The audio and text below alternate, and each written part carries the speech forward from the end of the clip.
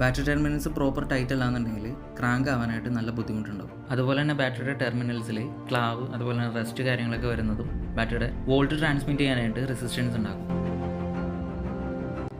ഈ resistance electrical കോമ്പോണൻസിൻ്റെ വർക്കിനും അതുപോലെ തന്നെ എൻജിൻ ക്രാങ്കിങ്ങിനെയും തടസ്സപ്പെടുത്താം. ഈ ഒരു 3M ബാറ്ററി ടെർമിനൽ കോട്ട് ഒരു പരിധിവരെ നമ്മുടെ റെസ്റ്റിനെയും കാര്യങ്ങളെയും നല്ല രീതിക്ക് പ്രിവെൻറ്റ് ചെയ്യാൻ പറ്റും. ടെർമിനൽ റീഫിറ്റ് ചെയ്യുമ്പോൾ ആദ്യം തന്നെ ശ്രദ്ധിക്കേണ്ട ഒരു കാര്യം എന്ന് പറഞ്ഞു കഴിഞ്ഞാൽ പോസിറ്റീവും നെഗറ്റീവും ഐഡൻറ്റിഫൈ ചെയ്തതിന് ശേഷം പോസിറ്റീവ് ആദ്യം കണക്ട് ചെയ്യണം. അതിനുശേഷമാണ് നെഗറ്റീവ് ടെർമിനലിൽ കണക്ട് ചെയ്യേണ്ടത്. അഴിക്കുന്ന സമയം നേരെ തിരിച്ചാണ് ഇത് ചെയ്യേണ്ടത്. ശേഷം ടെർമിനൽസ് എല്ലാം പ്രോപ്പർലി ടൈറ്റ് ആണോ എന്ന് ചെക്ക് ചെയ്യേണ്ടത് അത്യാവശ്യമാണ്. ഇത് അപ്ലൈ ചെയ്യുന്നതിലൂടെ ബാറ്ററി ലൈഫിനും കോൺടാക്ട് എഫിഷ്യൻസി കൂട്ടാനും റെസ്റ്റ് കുറയ്ക്കുന്നതിനും സഹായകരമാണ്. അപ്പോൾ ഇതുപോലുള്ള വീഡിയോസിനായിട്ട് നമ്മുടെ ഈ ചാനൽ ഒന്ന് സബ്സ്ക്രൈബ് ചെയ്യുക. തൊട്ടടുത്തുള്ള ബെല്ലൈക്കൺ കൂടി ഒന്ന് എനേബിൾ ചെയ്തിട്ടേക്കാം.